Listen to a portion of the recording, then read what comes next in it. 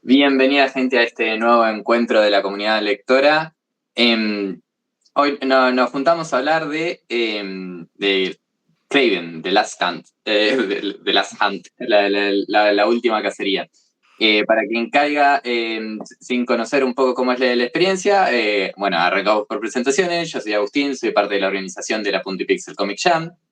Tenemos a Jorge, a Yoyo, Jorge Carlos Carrión, guionista, docente y otras cosas. Tenemos a Carlos Bastidas, que es parte del club Comic Pasto, guionista y divulgador, y tenemos a Fer Papino, que es dibujante. ¿Qué es lo que hacemos en estos encuentros? Básicamente nos juntamos y cada 14 días, cada par de semanitas, nos ubicamos una lectura y bueno, nos juntamos a hablar, a disfrutarla, a hablar un poquito de los que nos generan las historietas, que es algo que nos gusta tanto. Este video que aparece en YouTube está en el canal de la Punto y Pixel Comic Jam.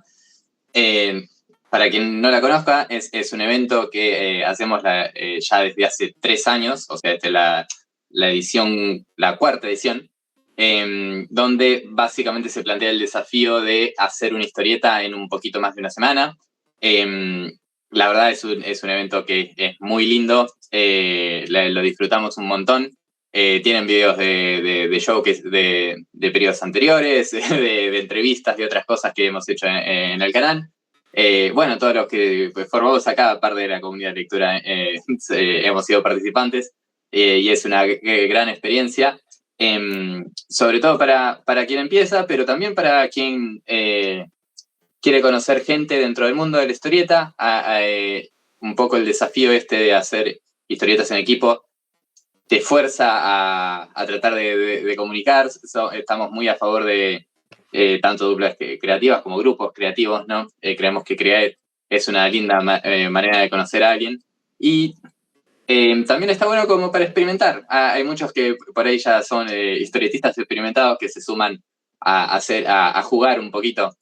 Como para que sepan, la dinámica es, ya para cuando estés saliendo este video, van a estar los formularios de inscripción apropiados por ahí, pero básicamente se tienen que escribir como para que podamos ir monitoreando, ¿no? Obviamente todo lo que tiene que ver con la Jam. Después van al grupo de Discord, conocen gente, se arman un equipito. Después el día del inicio se sortea una consigna que puede ser bastante variada. Algunas del año anteriores ha sido embrujo, romper las cadenas. También pueden ir a visitar todo lo que fue la producción de los años anteriores en la página de Itch.io. Así que los incito a que vayan y miren un poco de las producciones hermosas que tenemos. Así que, bueno, pero hoy, específicamente acá, estos videos tienen que ver específicamente con la comunidad de lectora, que como decía, nos juntamos cada 14 días a leer. Me gusta un poco plantear esto de que hay dos formas de experimentar esto, o tratan de hacer el mismo ejercicio que hacemos nosotros de juntarnos, como es planificar una lectura cada 2 semanas. Nos siguen en Instagram en leamoshistorietas.pip, se enteran de la lectura, tienen un par de semanitas para leer y después se juntan con nosotros y hablamos un poquito. Y si no, bueno, si ya tienen la lectura hecha o la leen a su tiempo, pueden venir acá al canal de YouTube y escuchar nuestros comentarios. Obviamente pueden dejar sus comentarios dentro del video. Es una linda forma de interactuar. Créanos que, bueno, con todas estas cuestiones de los mundos digitales nos amigamos. Es hermoso el mundo de redes. Ya de por sí bromeamos acá con que tenemos un panel internacional con la presencia de Carlos, o bastante federal, porque ya estoy en Buenos Aires, los chicos están por ahí, por el sur. Presentación muy extensa, me fui, pero volvamos un poquito a la lectura. Craven, la última cacería, Last Hunt.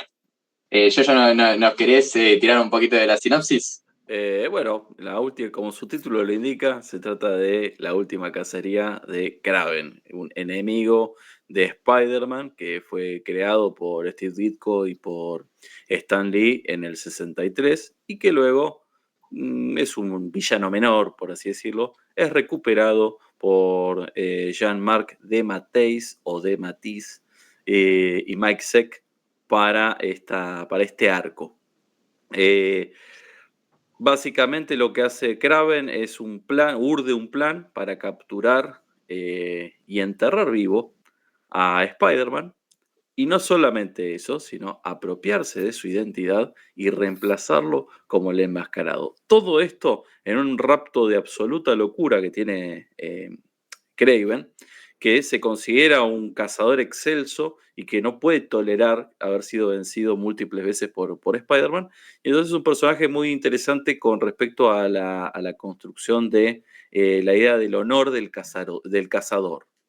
Así que esta última cacería de Kraven es para que Kraven se demuestre a sí mismo que es capaz de superar a todos sus enemigos en sus términos y en sus reglas. Por supuesto, esto va a poner un aprieto al pobre Peter Parker, que va a tener que resolver ciertas cuestiones para poder sobrevivir y enfrentarse a Kraven. Y un enemigo adicional que aparece, que figura como testigo de todo este proceso, que se llama The Vermin.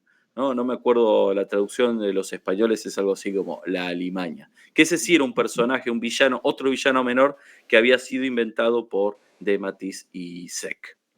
Esta es una historia que surge en el año 1987 y es un arco que está compuesto por 6 números. Esos 6 números se corresponden a 3 series que estaban saliendo en ese momento, en los fines de los 80, de Spider-Man.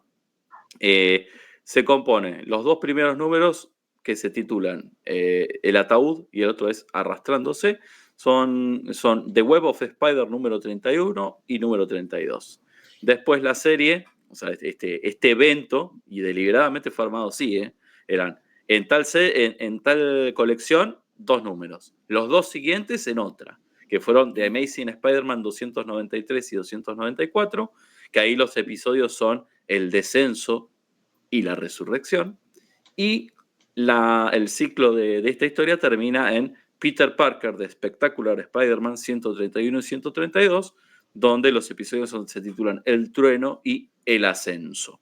Esta obra fue tan exitosa, marca, digamos, un quiebre de época para el personaje, una madurez para el personaje, que muy rápidamente, para lo que solía ser el mercado en ese entonces, se compilan los 6 números en un volumen y ese volumen es lo que nosotros tenemos acá, el que leímos hoy, es precisamente esa compilación de esos 6 números, ¿no? Es una saga de 6 partes. Que en ese entonces, al principio, tenía un título más extenso que la última cacería, la última cacería de Kraven. Se llamaba The Fearful Symmetry, ¿no? Algo así como la temerosa simetría, o una traducción que en español sería como la terrible simetría, 2 puntos. La última cacería de Kraven, y eso hace alusión a un poema de William Blake que se llama El Tigre, The Tiger, ¿no? Y me parece que eso es interesante, y ahí ya podemos empezar con la cuestión que tiene que ver con el guión, es que hay toda una historia atrás de la última cacería de la última cacería de Kraven, es que el guión no estaba pensado en su momento ni para Kraven, ni para Marvel, ni para Spider-Man. Ah, cierto. Había toda una voltereta. Dematteis trabajaba en los 80, trabajó para las 2 grandes empresas, tanto para Marvel como para DC. En un principio se le había ocurrido una historia similar para una miniserie de un personaje de Marvel que era Wonder Man. Pero la rechazaron la sinopsis. ¿Qué hizo? Agarró sus ideas, se fue a la vereda de frente y la presentó a la mesa de DC, planteando la idea de Batman y del Joker. En la que el Joker, que siempre tiene al némesis de Batman, planea matarlo. La cuestión es que el editor en ese entonces, que era Len Wein, el creador de La Cosa del Pantano, por ejemplo, le dice, aguantame la mecha, espérame un poquito, porque justo, estamos hablando de años 85, 86, justo sobre la mesa tenía la broma asesina de Alan Moore y Brian Boland, que venía más o menos por ese vuelo. La cuestión es que De Matisse hace un toqueteo, cambia de villano, elige a Hugo Strange, que es otro villano menor, digamos, de Batman. Cambian de editor y ahí lo ataja Dennis O'Neil en DC y le dice, no, ¿sabes qué? No lo quiero. Así que otra vez se lleva la historia, ¿no? Se lleva la historia bajo el brazo, vuelve para Marvel. Y justo en ese momento, él cuando trabajaba en Marvel había hecho Capitán América, había estado haciendo también otros personajes, no voy a decir estrictamente de segunda línea, pero era un joven guionista en ascenso. Y surge la posibilidad de darle circulación a estas tres líneas de Spider-Man, que era un personaje muy, digamos, de cabecera.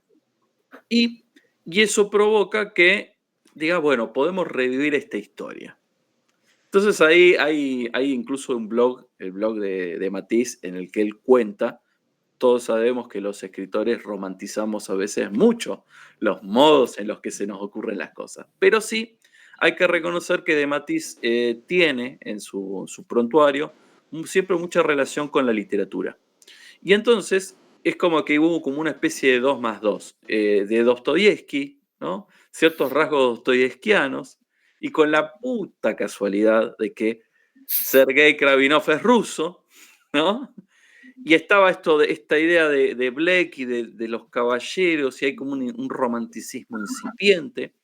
Y un detalle adicional también, que también lo cuenta en una entrevista de Matisse, que es que había una idea de Craven muy inspirada en la figura de Ernest Hemingway, que si la gente está mirando el video no lo sabe, un escritor norteamericano muy reconocido, que durante la década del 20 y la década del 30 del siglo XX, construyó una imagen de sí mismo no solamente de escritor, sino de hombre de acción, de hombre recio, de gran cazador, y que en el 61 decide tomar su propia vida, se suicida. Entonces, uno puede incluso hasta ver como ciertos paralelismos en la idea de Hemingway, un hombre eh, orgulloso de sí mismo y con un orgullo herido, y Sergei Kravinov, ¿no? Hay unos paralelismos ahí literarios que son deliciosos. De hecho, yo señalaba hace un ratito la idea del poema de William Blake, poeta romántico inglés, que el poema se llama The Tiger, ¿no? Y acá hay una serie de epígrafes a lo largo de los episodios que juegan con un poema, y el reemplazo sería, en vez de decir The Tiger, es The Spider, ¿no? Hay un juego ahí. Y de hecho, el verso famoso de Fearful Symmetry está dentro de los versos del poema de William Blake. Entonces, ahí nosotros nos encontramos con que de Matisse es un escritor con una impronta muy personal, ¿no? Así que ya ahí desde el vamos tenemos una situación particular desde el guión. Y la otra situación particular desde el guión es la oscuridad de los superhéroes de fines de los 80. Se puso de moda a fines de los 80 que los superhéroes fueran oscuros, ¿no? Hacía un rato hacíamos mención, antes de que empezáramos a grabar, recordábamos que Frank Miller había hecho Born Again, junto con David Mazzucchelli, en el 86, para una historia. Hay algunos que evalúan, que dicen que la última cacería de Kraven es como un Born Again, encarado de una manera distinta. También tenemos a Batman, el Caballero de la Noche, tenemos La Broma Asesina, tenemos Watchmen, ¿no? Estamos acercándonos a un periodo de estos superhéroes oscuros que, bueno, son un anticipo para los superhéroes oscuros de los años 90. Y de hecho es significativo, si lo vemos en la portada, lo que nos encontramos es que en esta etapa Spider-Man está utilizando su traje negro. No el traje negro del simbionte, pero sí un traje negro que delataba una seriedad, una edad, ¿no?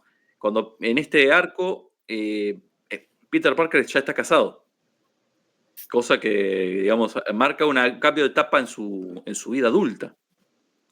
Entonces también me parece que es interesante el proceso, no solo de Craven en esta obra, sino el proceso de del Peter Parker adulto, ¿no? Bueno, así como una especie de contexto, detalles, Perfecto. curiosidades. Perfecto, para aplaudir. Esta investigación. Pues está. Admito que yo lo leí sin saber esto de lo del simbionte. O sea, claramente veía a Spider-Man con el traje negro. Sí. Pero claro, yo solo tenía la referencia de que Spider-Man, o sea, toda la historia con el simbionte, que sea por otros de los tantos medios que tiene Spider-Man. Como es, entonces es como que fue una cosita que mientras lo leía, que cada tanto me quedaba, pará, ¿pero es o no es? ¿Es o no es? Porque tampoco te tira dentro de. Pero claro, es el problema de revisitar algo históricamente, ¿no? En esa época era obvio que no era eso. Como es, uno cuando vuelve para atrás a veces siente que necesita ese tipo de aclaración. Claro, incluso podríamos decir que la saga del simbionte, donde tiene traje negro, que es ese alienígena, ya había pasado. Otro personaje que es la Gata Negra le había regalado otro traje. Entonces este traje no es un simbionte, es un traje tela. Y durante varios años más va a usar.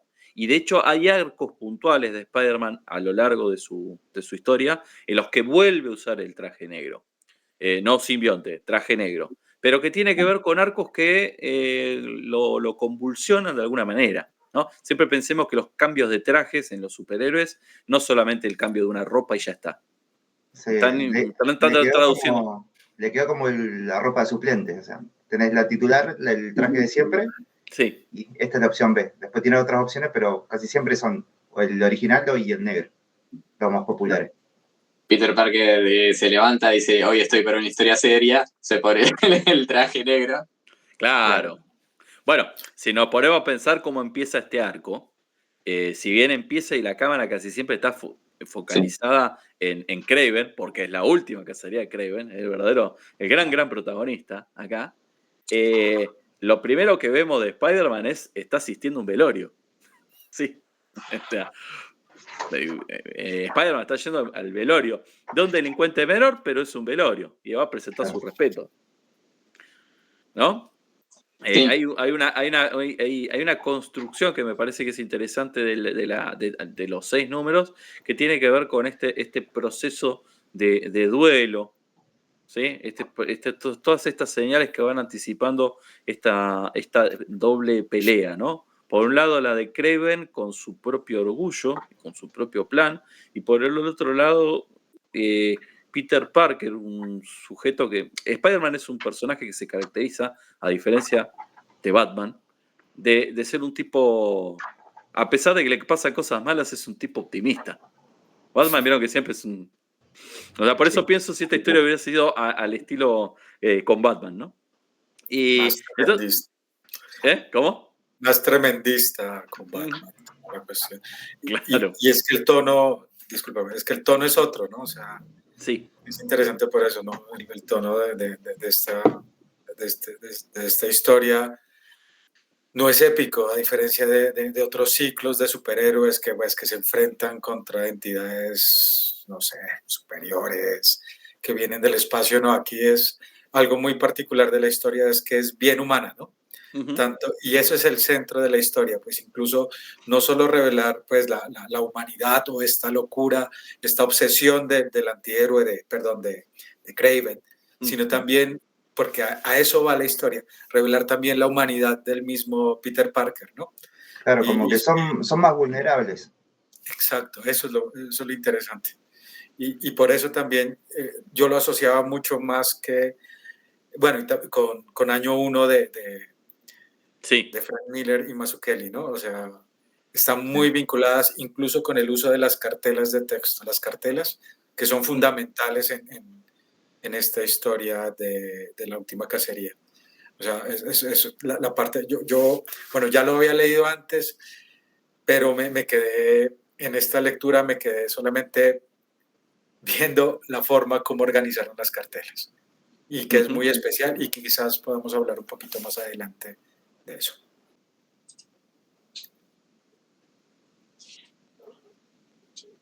Estaba pensando en un poco en la comparación posible que se puede hacer con All Star Superman, o sea, que lo leímos hace un par de encuentros atrás, donde es una situación medio parecida en la que Superman se cruza con su muerte, o sea, no se cruza literalmente, no, pero sabe que se va a morir y está toda esta cuestión de, bueno, ¿qué es lo que tiene que hacer antes de morirse, ¿no? Una suerte de bucket list, una lista de últimos deseos. Ujú.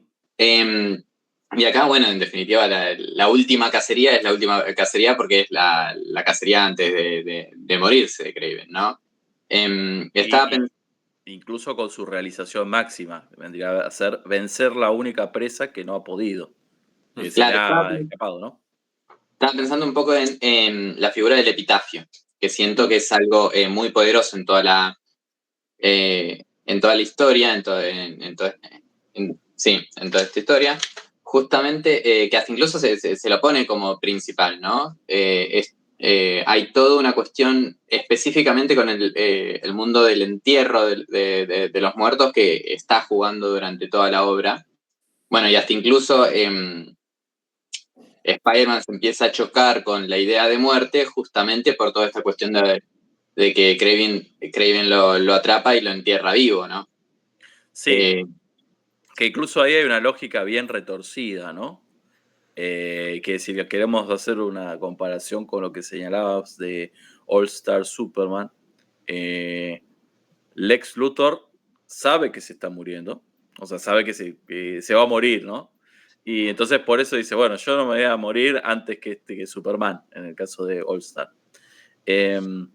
Ahí me parece que es Acá tiene un interesante. poquito aparte de saldar la deuda de que Sí, Spider-Man siempre lo venció a Kraven, siendo él un cazador máximo. Entonces es como sacarse la espinilla antes de, como para cerrar su última cacería. pero fíjate que hay una cuestión ahí y que de alguna manera en All Star también se daba, ahora que lo señalás, que es lo siguiente, en un determinado momento el Lex se convierte en el otro, porque tiene los poderes de Superman, Sí. y en este caso el proceso también es, yo para poder vencer al otro me tengo que comer al otro, me lo tengo que fagocitar, tengo que apoderarme del otro, tengo que ser el otro. Que es lo que hace Kraven, que no solamente no lo mata, sino que ocupa el espacio de Spider-Man por un tiempo, y después cuando se lo devuelve y Spider-Man se despierta de ese estado de coma inducido, le dice, ahora vos podés ver que yo hice todo lo que vos no pudiste, yo vencí a un enemigo tuyo que vos no podías vencer, ¿no? Ese carácter transitivo, esa locura que tiene Kraven, ¿no? Pero ese carácter transitivo de que yo fui mejor Spider-Man que vos, Claro. incluso. Yo me convertí en vos y fui mejor. Que es un argumento que volveremos a ver en algún momento si tienen la oportunidad de leer el run de Superior Spider-Man. El Superior Spider-Man, el que hace eso, pero es un arco de 20 y pico de números, es Otto Octavio en ese arco. Lo que hace es, se está muriendo. Ahí sí se está muriendo. Y lo engaña y se logra pasar al cuerpo de Spider-Man. No, la mente. Entonces Otto Octavio dice, bueno, ahora que tengo este cuerpo y soy Spider-Man, voy a demostrar que puedo ser el mejor Spider-Man que existió. No es que voy a seguir siendo Otto Octavio. Voy a ser el mejor Spider-Man que existe. Voy a ser Superior Spider-Man. Y a la par ¿no? creo que monta una empresa, o sea, es como mucho más eficiente que el Spider-Man pobretón. Y entonces, cuando uno lo lee, dice, bueno, hay una cuestión recurrente de reclamarle a Spider-Man que Spider-Man podría ser más eficiente y más eficaz y mejor, ¿no? Y pensemos que esto, en esta época en la que nosotros estamos, todavía no ha llegado a desarrollarse del todo el personaje Venom, ¿no? Venom es el aspecto más brutal del traje del simbionte con una Spider-Man brutal. Y podríamos leer que hasta Kraven es como un anticipo de ese Venom. De ese antihéroe que mata, ¿no? Porque acá uno de los reclamos es que hay uno de los villanos que le rompe el cuello. Cuando hasta Kraven está disfrazado de Spider-Man, le rompe el cuello que la policía dice, no, este no va a necesitar hospital. Ya la quedó. Sí. Y volviendo al tema, precisamente lo que dices, volviendo también al tema de la comparación que hizo Agustín con All Star Superman, Sí. Este momento en que el villano toma, en el caso del Lex, que toma los poderes de Superman, y en este caso de Kraven, que asume la identidad de Spider-Man, en el villano hay una epifanía, ¿no? Y ocurre esto, o sea, asumir el manto del superhéroe también tiene un costo y un peso, y en ese momento, y pasa tanto, le pasa a Lex como le pasa a Kraven, que entienden toda la carga que tiene el superhéroe al tener, y toda la carga de responsabilidad que tiene, ¿no? Y por eso tanto Lex como Kraven cambian también en el último momento. Pues en el caso de Kraven, él cambia en este momento, incluso llega a comprender el peso que tiene ser Spider-Man.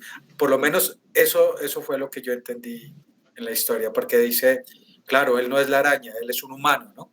Que es como el gran final de la historia, pues.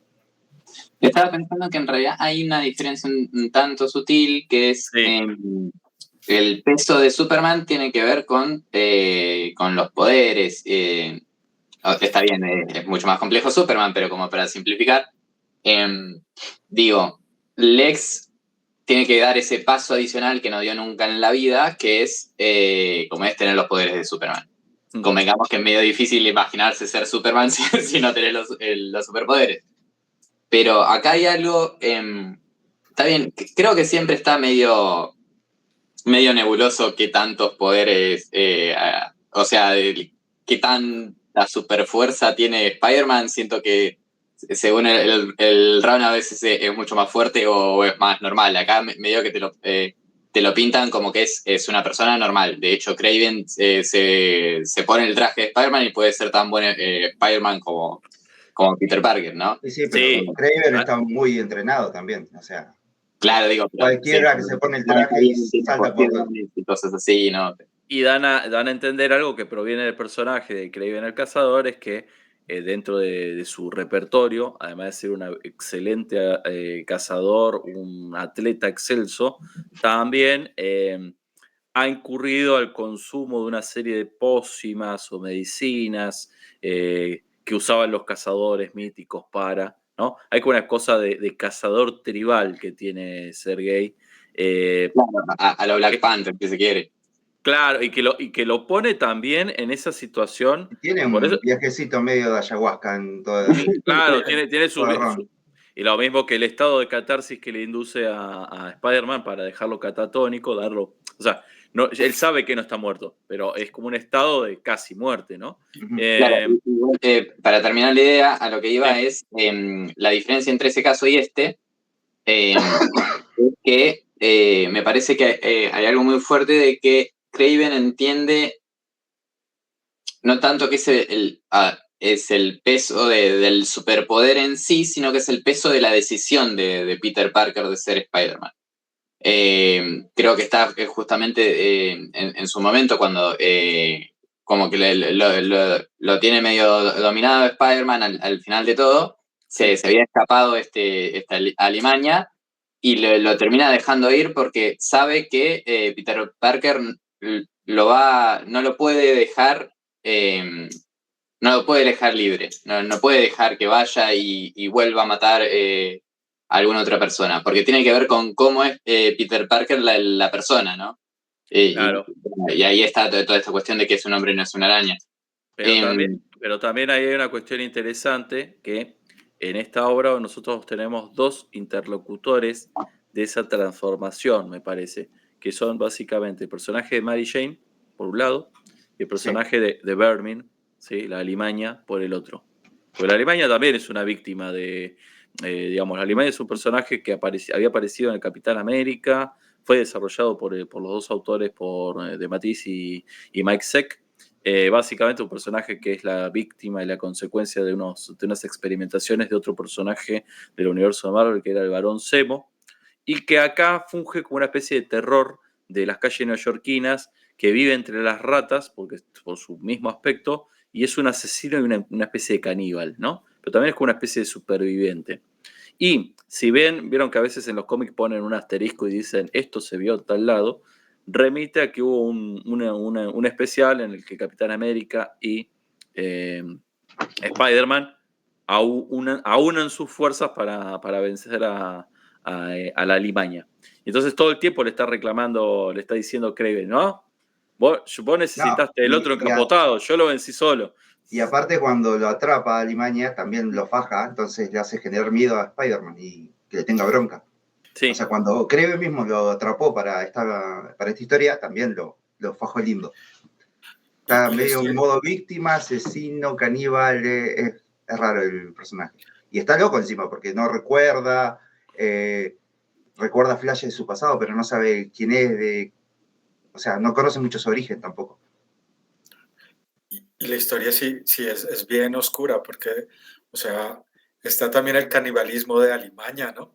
Uh-huh. Pero también Kraven quiere devorar a Spider-Man, es consumirle el espíritu, devorarlo, no solo matarlo, sino apropiarse de su fuerza, de su espíritu, bueno, y con toda esta onda de cacería. Pero fíjense que tiene lo analiza bien, que es interesante esta lógica del cazador, que para obtener los poderes del otro te lo tenías que comer, ¿no? Hay todo un juego, hay un entramado, digamos, de sentidos que me parece que es interesante. Y yo recién señalaba a Mary Jane, pues Mary Jane, si bien no aparece mínimamente como una damisela en peligro en un determinado momento, que es un estereotipo de la relación entre Mary Jane y Peter Parker, que no la vamos a discutir hoy, es un cómic de los 80, pero sí es la que reconoce que ese que está peleando ahí no es Spider-Man, ¿no? Por el nivel de agresión que maneja. Claro, o sea, Peter se puede vestir de negro, pero no es un mal tipo, no es un sádico, no es un dañino. Le falta el humor, algo que caracteriza a Spider-Man y que en algunas versiones cinematográficas siempre se le reclamó. Spider-Man hace chistes cuando es Spider-Man y acá es como que es el vecino amigable, ¿no? Recordemos eso, no lo es. Y entonces me parece que en esa doble vertiente, sobre todo para el tramo final, va a posibilitar el regreso de Peter a los brazos de Mary Jane como su renacimiento, mientras que el entierro de Kravinov habiendo cumplido su destino. Uno podría decir, en el fondo es un final feliz para los dos, pero es un final feliz dentro de esa tortuosidad que fue la transformación y el cambio. Uh-huh. Y uno va a tener el epitafio, decías vos, asesinado por el cazador, o sea, Kravinov se va a ir tranquilo a decir, yo lo pude haber vencido, su vida estuvo en mis manos, te lo voy a recordar siempre. Y en el epitafio que señalabas vos, Agustín, es acá yace Kraven, el cazador, Sergei Kravinov, ¿sí? Murió con honor. Porque ahí también hay una cuestión romántica del personaje. Sí, esto es lo que buscaba durante toda la historia. O sea, redimir su honor venciendo a Spider-Man y ya poder morir tranquilo. Es legendario. Que recuperó el honor, sí. Que es distinto a la forma en la que, si hacemos el paralelismo con Superman, es distinto el legado de Superman, pero porque el rol de Superman es distinto. Bueno, el rol de Superman es el del héroe, ¿no? Que se termina con... Y entonces eso me parece que es interesante, esa lógica retorcida, esa psiquis retorcida, que es muy propia, todas estas volteretas, de estos cómics de fines de los 80, ¿no? En Born Again pasa algo parecido, solo que las pasa chungas ahí, las pasa muy mal, es Daredevil, Matt Murdock, porque el Kingpin descubre su identidad y le va dinamitando la vida.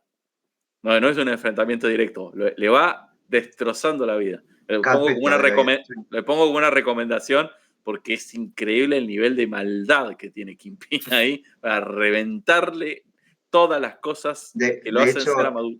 Me acuerdo que esa es la primera página de cada número. Por ejemplo, era un plano de arriba y el primer número estaba Matt Murdock durmiendo en su cama en un penthouse. Perfecto, todo perfecto. Y más adelante termina en la misma pose en un callejón lleno de diarios. O sea, le destrozó la vida a Kingpin. Después creo que lo quiere rematar, pero primero te voy a arruinar la vida y después cuando estés en el piso te voy a patear. Es tremenda esa historia, es buenísimo. Hay un elemento central en los cómics de superhéroe, que es el enfrentamiento entre el superhéroe y el supervillano, ¿no es cierto? Hay una primera dimensión que siempre está dando vueltas, que por ahí como es la más sencilla, la más cuadrada, que tiene que ver con el enfrentamiento puramente físico, ¿no? O el nivel de poderes, ese tipo de cuestiones. Pero hay un segundo nivel que está en ese enfrentamiento que a veces pasa desapercibido y hasta incluso diría algunos autores mismos se olvidan, que es lo encantador que puede tener un enfrentamiento de dos cosmovisiones absolutamente distintas. Y siento que en este sentido, esta es una historia que hace bastante hincapié en esto, en el sentido de el mundo como lo ve Kraven y como lo ve Peter Parker son dos mundos distintos. Y esos dos mundos llegan a colisionar en el enfrentamiento y de distintas maneras a lo largo del run, lo que es bastante interesante, esto de que cambian lugares, ¿no? Con el traje, hasta incluso esta cuestión de cómo reaccionan ante el miedo a la muerte.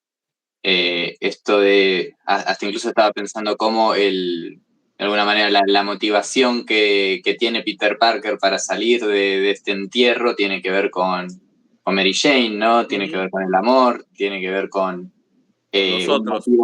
Claro, tiene que ver con un motivo para vivir, mientras que el motivo de Kraven tiene que ver más con ese legado extraño de ser el mejor cazador.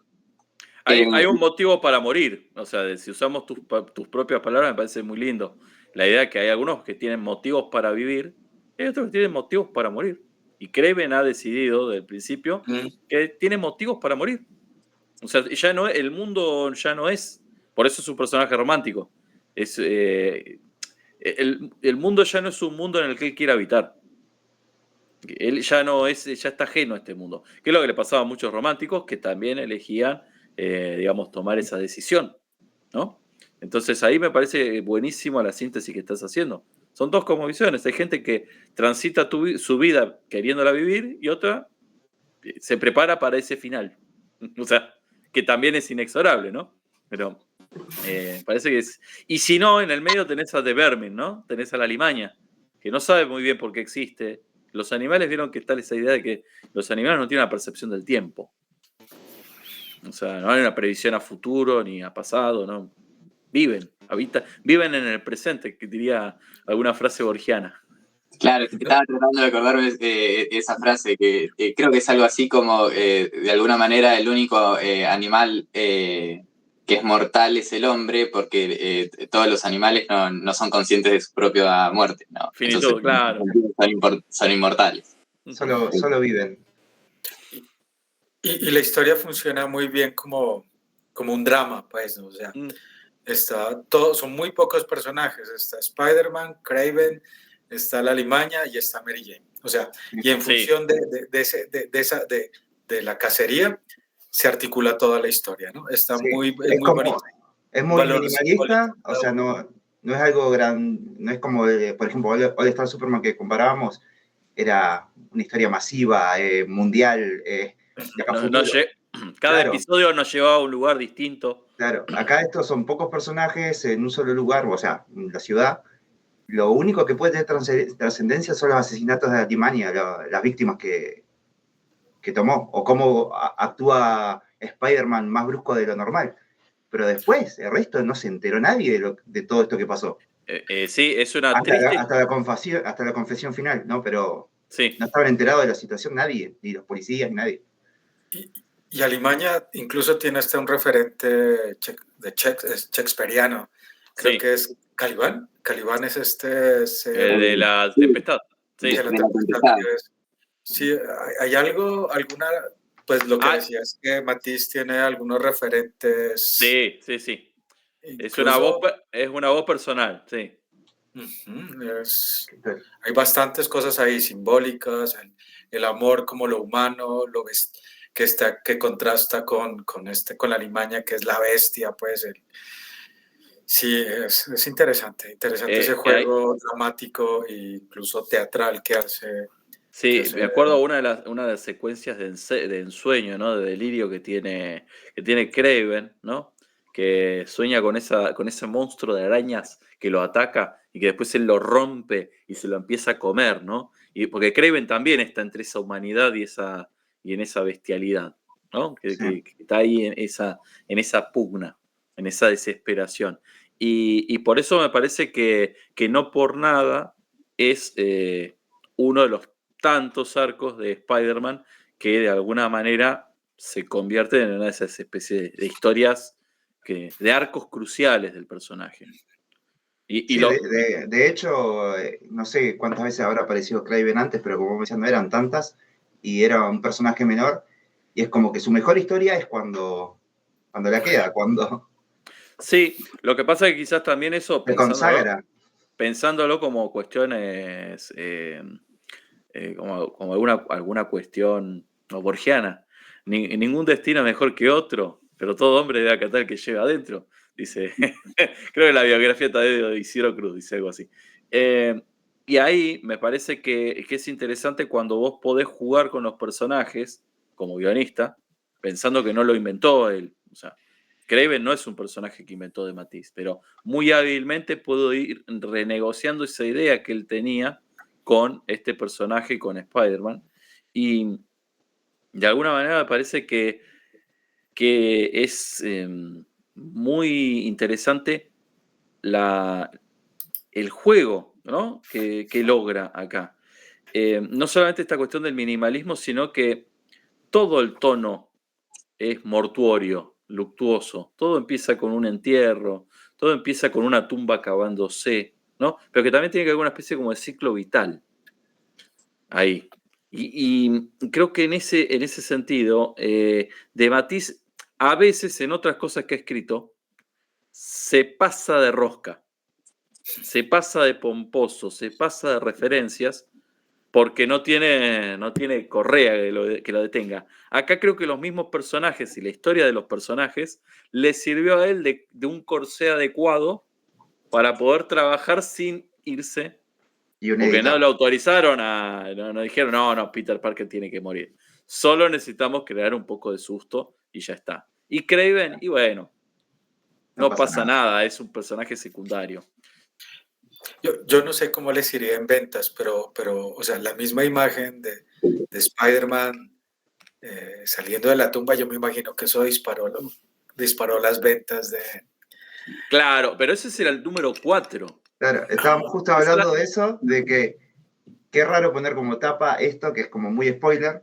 En cambio, la tapa 2 de la segunda parte funcionaría mejor como tapa de la última cacería de Kraven. Ahora lo vemos igual. Pero sí, bueno, podríamos ir transicionando al análisis de imágenes. No sé si les parece bien. Dale, sí. ya que estamos por ver.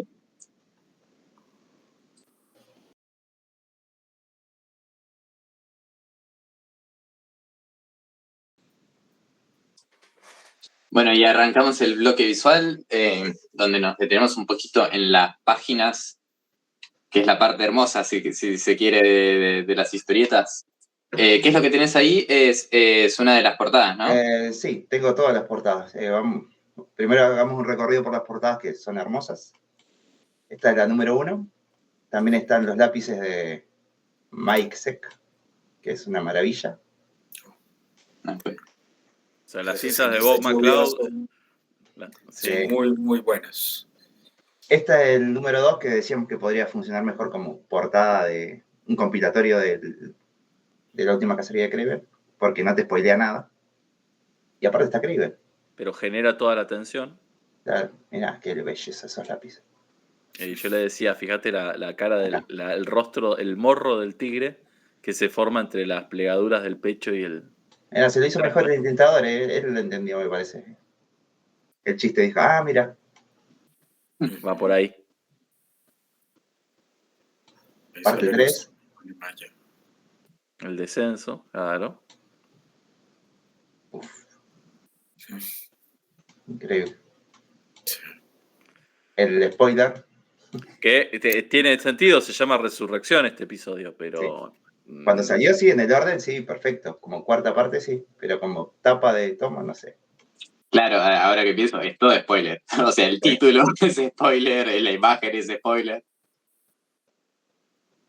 Bueno, igual, un Esta poco sí lo querés. hablamos dicho otra vez de que las muertes en el mundo superheroico tampoco es que son tan muertes. Y es En esa interesante. época, Hay más o números menos, sí. En esa época no era tan normal. Ahora ya ni causan, ya perdieron efecto las muertes en los cómics. Incluso están programados los regresos. O sea, como que. ¿Sabés Antes se que moría. Claro, antes decía, murió. Y no sabemos. Quizás algún día va a volver. Quizás quede 25 años muerto. Pero Kraven me moría acá posta, o sea, en continuidad de... En continuidad, por lo menos por lo que estuve revisando, después se le aparecen algunos hijos, hay alguna especie como de precuelas y cosas por el estilo, pero durante bastante tiempo a nadie le importó que estuviera Forfait.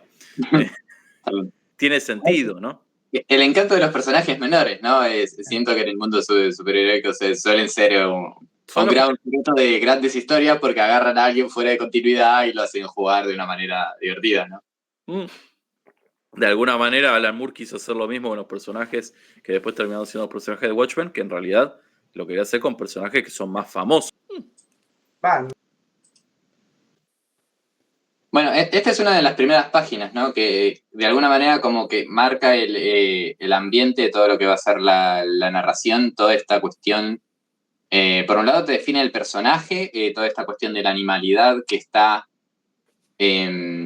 como es dentro del personaje de Kraven y que lo define como esto de... es un cazador que se define por sus presas, ¿no? Hay algo ahí de que pelea con el tigre, de que pelea con... ¿Es un oso esto? Un gorila. O un gorila, un gorila. Ok. Estaba pensando que también hay una cuestión bastante presente en el mundo de Spider-Man, pero acá se pone muy en el foco de la escena, que es la animalidad, ¿no? Como Kraven tiene cosas de animales, es algún tipo de animal, pero es sobre todo un cazador de animales. O sea, él se pone dentro del mundo de los animales para ser alguien que está por encima de los animales. Que es distinto de la relación que tiene Alemania, donde es un animal que, o sea, está, como es, completamente animalizado, que tiene su relación con las ratas, que come presas, que Ocupa son personas. Ocupa su lugar. Y por el otro lado, obviamente, el hombre araña, que es hombre y araña, pero que es más hombre que araña, que es el gran remate que está al final, ¿no? Sí. Y cumple casi el sueño, por ejemplo, Alimaña cumple casi el sueño o el supuesto sueño de Spider-Man, que es ser hombre y araña, como Batman, por ejemplo, con Man-Bat, por ejemplo. Claro. Por eso es tan importante la figura de Alimaña al final, ¿no? Simbólicamente tiene un peso importante. Bueno, y aquí tenemos pues es al cazador, ¿no? Y lo que estábamos hablando también, Spider-Man también es un cazador, pero son cazadores totalmente diferentes, ¿no? O sea, mientras que Kraven es primordial, pues es el ser primordial, el cazador primordial, Spider-Man es otro tipo, ¿no? Es otro tipo de cazador, ya más citadino, totalmente, incluso hasta desde la perspectiva de Kraven, está corrupto por la civilización. Es un cazador que caza por la ley, por el orden, por defender, sí, pues los valores del ciudadano, pues. Entonces, que incluso la pregunta sería, ¿quién es más humano en este caso? ¿Qué cazador es más humano? ¿Kraven o Spider-Man, no? Que incluso choca con esos ideales de alta nobleza que tiene Sergei Kravinov, ¿no? Spider-Man lucha para el pueblo, ¿no? De alguna manera, mientras que él pertenece a la alta alcurnia. Esta idea de que no tiene la edad que aparenta, ¿no? Que esos poderes están combinados no solo con su atletismo, sino con la ingesta de esas esencias, pero que también le están alargando, le están acortando la vida. Y acá en las primeras viñetas, ¿no? Esta postura corporal de él agazapado, igual que la fiera. Eso te iba a decir porque... imita a los animales, ¿no? Y volviendo a ver, claro, imita a los animales. y ya te da a entender desde la primera escena, apareciendo él desnudo, que esto es como para adultos, aunque se tapa las partes que hay que tapar. Pero bueno, ya tiene un tono de entrada diferente. Y aparte está atacando animales disecados, porque como no son animales vivos, ¿entendés? Por ejemplo, Sí, como son presas. que ya atrapó en algún momento y están disecados. Pero acordate de esta idea de la terrible... Por eso después le pega al gorila y la cabeza sale así disparada. La terrible simetría es eso. Claro, pero también te da a entender ya el nivel psicológico del personaje. Ya está un poquito ido, pasado de ayahuasca. Claro, él vence a sus, digamos, se comporta como la presa. Claro. También te está anticipando eso. Imita a la pantera, vence a la pantera. Imita al gorila, vence al gorila. Ahora voy a imitar a Spider-Man. A Spider-Man tengo que transformarme en Spider-Man. Si tenés ahí la portada 1, una ironía que me parece muy deliciosa de la portada del episodio 1, ¿no? Fijémonos que es básicamente Spider-Man siendo apuntado, enredado por, ¿no? Cuando es el arma predilecta de Spider-Man, característica, ¿no? Y aparte, lo que habíamos hablado el otro episodio sobre la tapa de Liborina, el enfoque desde arriba, el que está en poder es el que empuña el arma y Spider-Man está totalmente atrapado. A su merced, ¿no? A su merced, claro. Muy simbólica, ¿cierto? ¿No? Sí, todo es el mismo enfoque y lo que decía Jorge de esta red que lo identifica tanto a Spider-Man, muy, muy chévere. Y estaba pensando también, Kraven es una especie de Tarzán, ¿no? Sí. Viendo la primera página, estas poses son las poses sí, pues que habitualmente los dibujantes de Tarzán usan, ¿no? Sí, incluso tiene algo, ¿no? De Mike Zeck, de artista clásico. Sí, exacto. Creo que era alguna... Sí, Foster, Burn Hogarth, ¿no? Pienso que de Matisse dijo alguna vez que para su mirada Mike Zeck había dibujado al Kraven definitivo, ¿no? Si bien no lo había inventado Mike Zeck, sino Steve Ditko, es como que el aspecto que uno tiene en la memoria de Kraven es Kraven.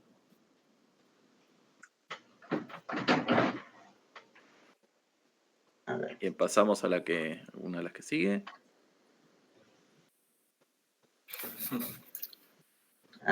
Qué buenas las primeras 3 viñetas con el mismo fondo y haciendo el movimiento de Spider-Man. Sí. O sea, en diferentes momentos de tiempo. Qué bien mismo que la otra. Tremendo. Que es un recurso que lo usa mucho después. Va generando esos paralelismos verticales y va construyendo. En términos de composición, me parece que sin la necesidad de romper con la ortogonalidad de las viñetas, hay una composición de las páginas que es muy interesante. O, por ejemplo, cuando te está contando algo y abajo están cavando la tumba. Sí. Página a página vas pasando y la tumba se va cavando. Entonces es como que estás jugando con 2 planos. Y ahí podemos ver en el anterior también el uso de las cartelas, ¿no? O sea, Spider-Man a veces es amarillo, Kraven ¿qué color es ese? Que no lo puedo un poco más naranja. Sí. Y aparte hay veces que tiene como dos voces en su cabeza, todos los personajes. Como el optimista y el Mary Jane diciendo, no, bueno, a veces se demora, ya va a llegar. O podrías estar tirado en un callejón, se responde a sí misma y se empieza a maquinar y se preocupa. Todo el juego de monólogos, ¿no? Que hablábamos de lo acá, teatral. Esto de los cartuchos de textos amarillos y rojos. Y son pensamientos todos de Spider-Man. Bueno, y ahí se dio la importancia del color, ¿no? Ahí se dio un gusto, casi es una broma este cartel sobre matar bichos, ¿no? Sí. Un insecticida o algo así. Y que Spider-Man se está acercando a su captura, ¿no? Ahí es donde le pega. Bueno. Ya está esta viñeta al fondo que se repite en todo lo que decía Jorge. Sí. El secuaz de Kraven, o el mayordomo, no sé qué será. Sí, no sé si está en orden para. vamos de vuelta.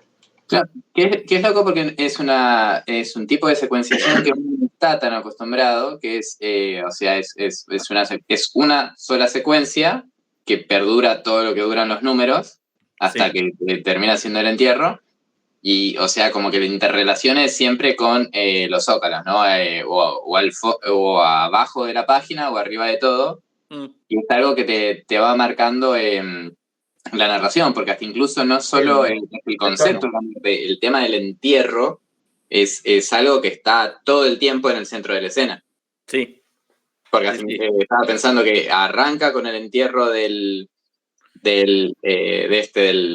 maleante asesinado, Sí. como es, y después, bueno, pasa toda esta cuestión del entierro de Spider-Man y después, bueno, el entierro final. Bueno, los mismos epitafios. Esta Que misma incluso, página. que incluso Siempre es corre sobre lo simbólico. mismo, cementerios, ataúdes, durante Sí. toda la historia. Que incluso es simbólico que el maleante ese de poca monta, que muere al principio, Spider-Man, a pesar de todo, que lo conoce, se digna a ir, ¿no? Lo están velando en esa especie de bar de mala muerte, se digna a ir, y no solamente eso, sino pone plata para el entierro, que es una de las cosas, la frase no tiene ni dónde caerse muerto. Y acá nos encontramos en esa austeridad y el gesto de Spider-Man y esta opulencia y la soledad absoluta de Kraven, ¿no? Hay todo un tema con la muerte bastante Claro que recurrente. cuando va al entierro de él. Acá. Estaba pensando, o sea, más allá del concepto de la muerte, cómo aparecen las distintas formas de reaccionar a la muerte, de matar, porque estaba pensando en Alemania que todas las víctimas que tienen que ver con una cuestión meramente alimenticia, no es que tienen algún interés particular, sino que baila y las come directamente con las ratas. Está la cuestión, bueno, del maleante este que muere, que lo velan y demás. Hay algo muy curioso con la forma, bueno, todo lo que está en el centro de la escena, ¿no? Con Kraven y la forma de cómo se enfrenta a la muerte. Hasta incluso esto estaba pensando en esto, cómo es fuerte la cosmovisión de Kraven, que cuando, o sea, dentro de su lógica, él no puede morir porque tiene la última presa, ¿no? Claro. Como que hay una cuestión de lo que importa es la vida como símbolo, si se quiere, cuál es el gran manifiesto de la vida de uno. La vida como lucha, ¿no? Cuando Claro. ya no pueda luchar, ya está. Y hay algo de eso de, como él tiene esa cosmovisión de sí mismo en esos términos, cuando lo derrota Spider-Man no lo puede matar en términos mundanos. Lo tiene que mandar en sus propios términos, que son estos términos de epitafios y demás. Esto el otro tiene poner el epitafio de la otra persona. Quiere decir, pues, vos fuiste asesinado por Kraven y fuiste superado en toda forma posible. Claro, y lo tenés que saber. O sea, no me sirve una venganza en la que vos no te enteres que yo te hice todo lo que te hice y bien muerto estás. O sea, ¿no? Hay una cuestión ahí patológica, pero que tiene que ver con eso. Yo no si no, en la vida, estamos jugando con el verosímil, ¿no? En la vida es, y bueno, y se murió y ni se enteró de que el que lo había matado. De hecho, dejó una nota cuando terminó toda la historia Kraven. Por eso la gente decía, sigue peleando contra el crimen después de lo que le pasó a Spider-Man. Y él dice, ¿cómo saben qué me pasó? Porque él, o sea, antes de matarse, dejó todo por escrito. Como, yo logré esto. La confesión, claro. Y la prueba tangible es esto, los delincuentes muertos allá, esto, lo otro. Spider-Man lo sabe. De hecho, el también mundo para lo sabe. limpiar el nombre de Spider-Man. Él solamente quería saber de que lo podía hacer. Si te quise, te podría haber matado. O sea, te dejé vivir, si no te podría dejar, te podría haber matado y enterrado. Sí, podríamos volver un segundito al donde está Spider-Man entregando regalando es una escena, bueno, hay varios elementos simbólicos. Uno, que es un ladrón que no tiene dinero para que lo entierren, o sea, para esto tan primario y tan humano de tener un entierro, ¿no? Eso es una cosa. la actitud de Spider-Man es muy baja, ¿no? O sea, casi tira ese dinero incluso sin bondad, y por lo que dice en el texto, desprecia a este ladrón, a este soplón. Sí. No es un personaje, si lo comparas con con el tono que tiene Kraven, que es heroico, elegante, Solemne, glorioso. solemne. Sí. Aquí Spider-Man es absolutamente vulgar, ¿no? Claro, y aparte como al ser claro, aparte el de ser gesto es vulgar. Al ser Tomen un esta plata. criminal, él lo ve como si fuera su presa, como habíamos dicho. Él es un cazador de la justicia y después de toda la experiencia que va a vivir, va a tener un poco más de respeto aunque sean criminales, no sé. Pero acá sí dice, sí, lo he golpeado varias veces para sacarle información, pero era como, realmente no me importa, pero puedo mostrar su respeto igual. Pero fíjate pero que hay una contradicción un poquito. Fíjate que interesante que es otra forma de limaña, el difunto este. También. Exacto. Los trata como alimañas. Sí, ¿qué hago? Y le pego un par de cachetazos, suelta información, los asusto. Es digamos, este Spider-Man jamás va a llegar a las cotas del Batman, ¿no? De ese Batman ultraviolento que les reventaba los dedos para que soltaran la información. Pero hay algo de este gesto de tener el terror, que se aprovecha de este Spider-Man en negro, que es el terror, ¿no? Hay como cierta... Hay algo batmanesco. Sí. Bueno, esto pasamos para arriba, pero si quieren decir algo. Esta es la parte donde... Esa es la escena que decía. Trata de capturar la esencia de la araña, comiéndola. Esta composición de página me pareció fantástica, ¿no? Sí, cómo caen las arañas, cómo empiezan a aparecer acá arriba. Me parece una gran decisión. Estaba pensando en como guionista, si se quiere, un poco las decisiones que tomar acá. Si uno piensa en la historia plenamente en términos de argumental, de escenas concretas, de cosas que pasan, por ahí esta escena no tiene mucho sentido. Porque no es que comer esas arañas afecta la trama de alguna manera. Pero temáticamente es muy necesaria. Hay una cuestión de poner todo esto de la trascendencia, esto de lo espiritual, esto de lo metafísico que está dentro del punto de vista de Kraven, es importante para lo que es la trama a nivel temático, ¿no? Esta cuestión de qué hablamos acá. Estamos hablando de la muerte, pero no de la muerte en términos, términos biológicos. Estamos hablando de la muerte metafísica, estamos hablando de los símbolos, estamos hablando del honor. Y hay una cuestión de darle tiempo a esos temas para que se pongan en escena. Es una decisión de guión que por ahí es medio contraintuitiva cuando uno piensa en las acciones concretas que llevan al avance de la trama, ¿no? Sí, pero igualmente le dan el peso que tiene.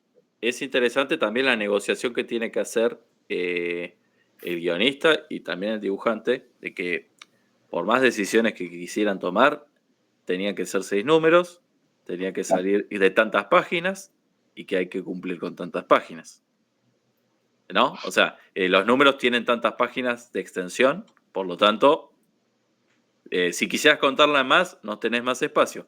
Si quisieras contarlas en menos, bueno, vos fijate cómo se construyen los issues, ¿no? Los números de 22 páginas. Entonces también me parece que hay alguna negociación de decir, bueno, con lo que tengo y lo que necesito, ¿cómo voy desarrollando? Sería interesante encontrar también el guión, el script, ¿no? Claro. A ver cuánto de esto es decisión de Matiz y cuánto es de Sec. O sea, a mí como guionista se me hace muy difícil pensar estas escenas y que el dibujante me mira con cara de vení, sentémonos un rato y explícame un poco qué querés que hagamos. Que no era el método en esa época, ¿no? Esta última viñeta con el movimiento es buenísimo. Conceptualmente era importante. Pues. Sí. Sí, eso por- El muerto. O sea, es interesante, ¿no? Se te aparece el muerto y aparece el futuro muerto. Sí. Y se solapan.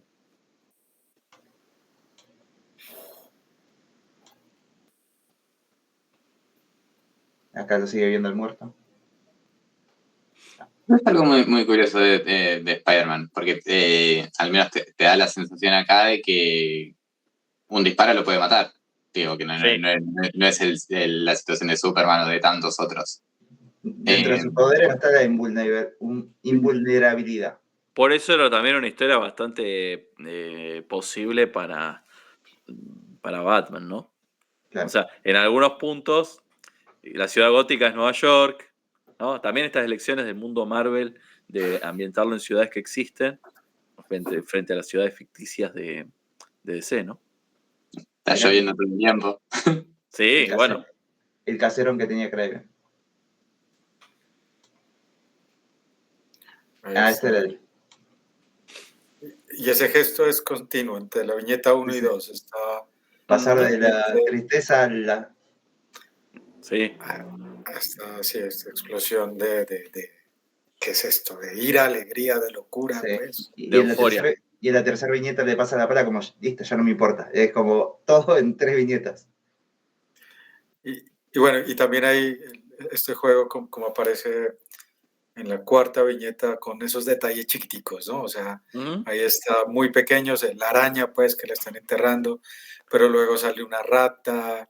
Una rata peleando contra una araña. Va a haber un montón de detalles de ese vuelo a lo largo de de todo el ciclo, ¿no? De toda la historia. Y también esta cosa de la lluvia y del trueno, ¿no? Del trueno como escopetazo, del trueno como quiebre. De hecho, el último episodio, el anteúltimo episodio va a ser trueno y va a hacer referencia precisamente a la decisión de Kraven, ¿no? Ahí está la rata, ahí arriba. Y las ratas, Claro, sí. y ahí está otra vez la melancolía, la seriedad, la risa, ¿no? La solemnidad. Incluso Mary Jane mata a una rata, ¿no? O sea, Sí. Sí.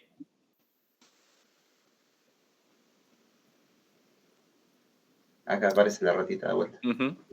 En los zócalos. Y mientras aparece eso, también te está contando la parte de arriba, ¿no? O sea, cómo Sí. jugar con los planos, digamos, los cuadros verticales para una cosa y los cuadros horizontales para otro. Y están casi en la misma pose, la ratita ahí. Ujú. Vamos para allá. Estaba pensando en cómo Spider-Man tiene tanta. La forma de moverse de Spider-Man, que es tan particular. Digo, que solo de él. Y ponerle como lo que decíamos de Tarzán, sigue siendo un humano, pero actúa como simio, se mueve como simio. Y él actúa y como araña, trata, no sé. Y De hecho, históricamente ha sido retratado. No, igual hay que reconocer que de los Spider-Man hay otros dibujantes que trabajan con la figura de Spider-Man como más estilizada, ¿no? Es una cosa. movimientos más Ujú. extremos. Esa idea de la araña y sus patas, depende del modelo de araña que están imaginando, ¿no?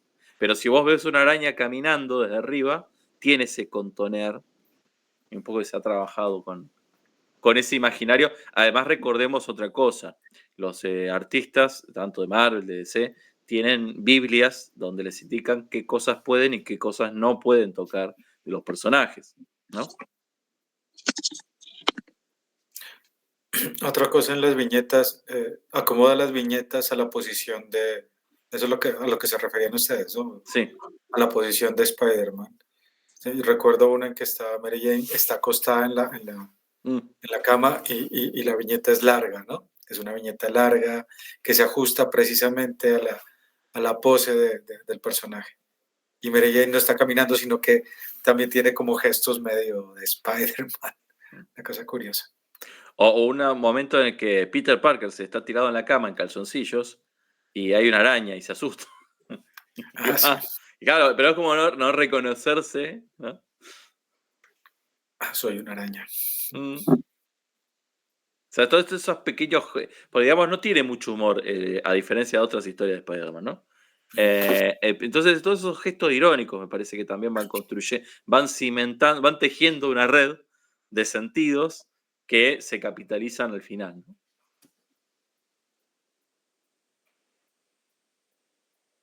Esta versión ultra violenta de Kraven. Kraven de negro. Y ahí, Hablando un poco de cómo matan, ¿no? Como para Kraven, o sea, hay hasta incluso una cuestión distinta, ¿no? No es lo mismo una presa que una persona inferior para él, que sería uno más, ¿no? Sí, Digo, no se hace todo este planteo metafísico de quiero ser mejor ladrón que este ladrón que está ahí dando vueltas. Toda esta cuestión es con Spider-Man, ¿no? claro, son todas alimañas que se pueden exterminar, que son descartables, que se pueden pisar, se pueden matar de un zapatazo, ¿no? Tal cual. y miren ahí las cartelas también. Está hablando de Alimaña, que es esta cartela amarilla y que es rosadita.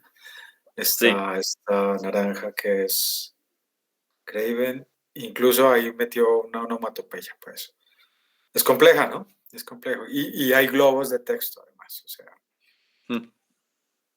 sí pide un poco.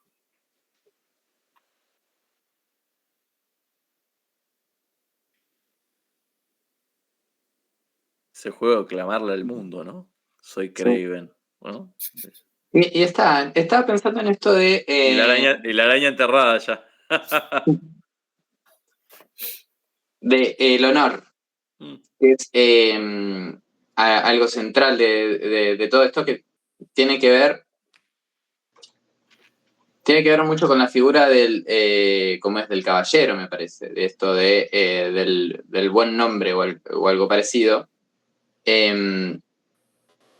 que siento que es por donde entra Kraven en esta lógica, y cómo hay una cuestión del orgullo que tiene que estar ahí dando vueltas, de cómo Kraven quiere ser narrado de alguna manera, ¿no? Y cómo es loco cómo esto es tan importante para Kraven, pero no es importante para el resto. Digo, como que Spider-Man no se hace ese tipo de planteos, Alimaña tampoco, pero No. es una cuestión de, es todo como es el narcisismo de Kraven que quiere vivir en estos estándares, que son los estándares de como es del cazador, del que domina al mundo, del que está por encima del resto. Y Y por de eso hecho, valores. dice algo del padre, creo que también como el deshonor del padre por algo que había hecho, entonces es como que quiere también restituir el honor de la familia, todo ese Claro, peso que tiene. hay un honor mancillado que es heredado también, no solamente el propio. Y que tiene que ver con, pero es una vez más que así como vos señalabas en el bloque anterior, la disputa de dos formas de ver el mundo, eso incluye todo el paquete de valores. Y la verdad que con la lógica de Kraven, el mundo de Spider-Man es un mundo horrible. Es un mundo que no tiene sentido, porque es un mundo que es tan caótico que no tiene ciertos códigos que te los brinda el honor, ¿no? Las reglas del juego del honor son particulares. Para nosotros pueden ser ridículas, pero es lo que pasa con los sujetos que están fuera de su tiempo, ¿no? Hay paralelismo también entre Alimaña y una rata. Que convengamos que Alimaña es otra víctima más. Sí, sí. Por más allá que sea un caníbal, pero lo hace por necesidad. Porque... Claro, pero justamente como una rata. La rata no se ve a sí misma como un ser malvado si encuentra un cadáver y lo empieza a roer. Es como que es la lógica animal directamente, ¿no? Y ningún criminal se ve como malvado también, ¿no? O sea, No. todo criminal cree que tiene Razón. Por las razones justas. El típico pariente enfermo que justifica que salga a robar en las pelis, ¿viste? Ese tipo de cosas. No, pero lo que te digo es que no lo hace con plan villano o para causar maldad, sino solamente porque es lo que come. Es como... Claro, supervivencia.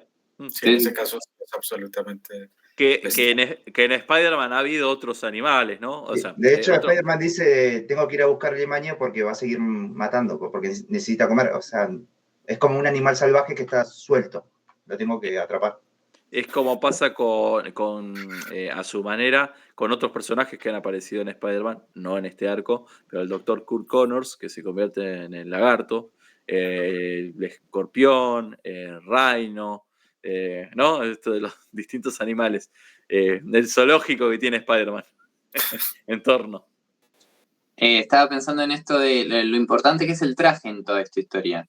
O sea, no solamente porque se lo cambian de uno al otro, pero por ejemplo acá en las peleas aparece esta cuestión de destrozar el traje, ¿no? Que es típico elemento dentro de una pelea para mostrar lo dura y lo férrea que es la pelea. Pero como que está todo el tiempo en el centro, ¿no? Como la piel, sí, también es eso. La piel como identidad, el traje como identidad. Esa viñeta me pareció sacada de otro cómic, ¿no? O sea, o por lo menos no de cómic de superhéroes. En algún lado. Pero...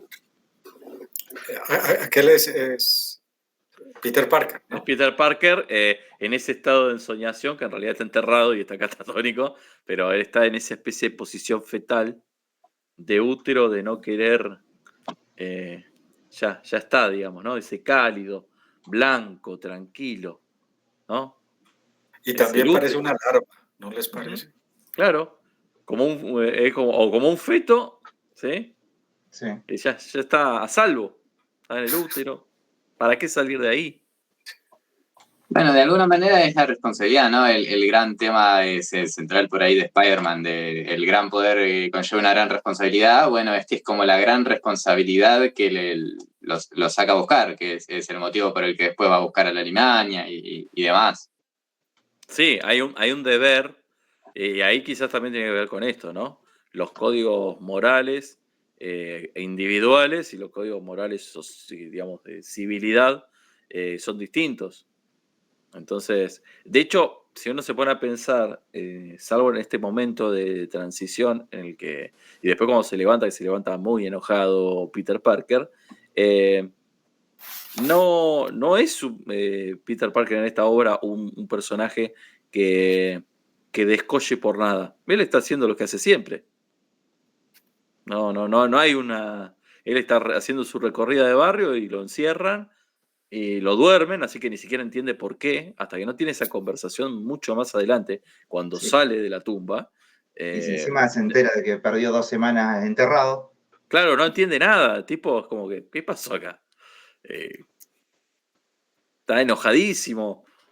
Está sacado, pero su sacarse es distinto al de Kraven.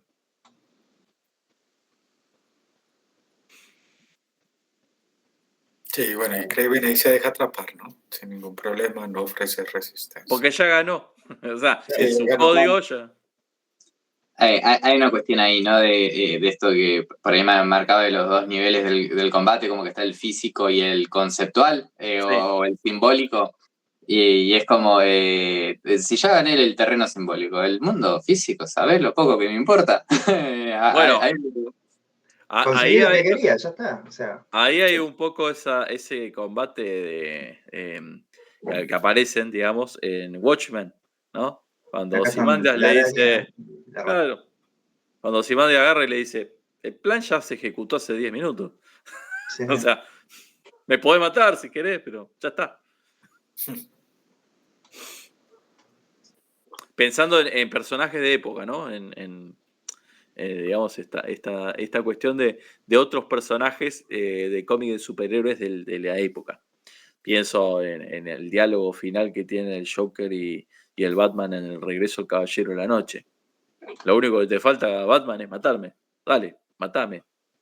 Dale. Ah, no me vas a matar. Bueno, incluso en la broma final de Killing Joke. De Killing Joke, sí. Están casi... Son como amigos, pues. Claro. Ese momento que llega la luz del patrullero, están reflejados los dos ahí, ¿no? Y acá, bueno, también esta cosa, este gesto del amanecer. El entierro es al amanecer igual. Es en un día soleado, ¿no?